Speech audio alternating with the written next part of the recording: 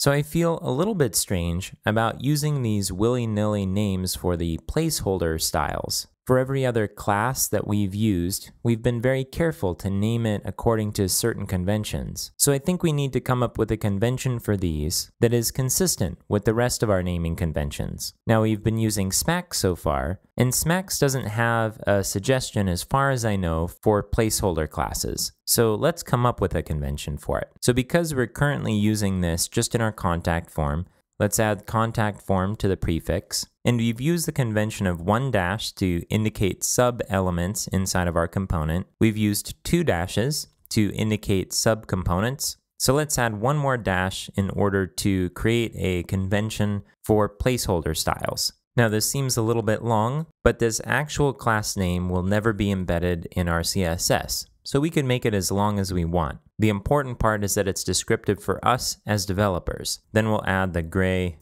input and then input. Okay, and we'll use the same convention here. And then I'm just going to copy one of these and we'll paste it down here.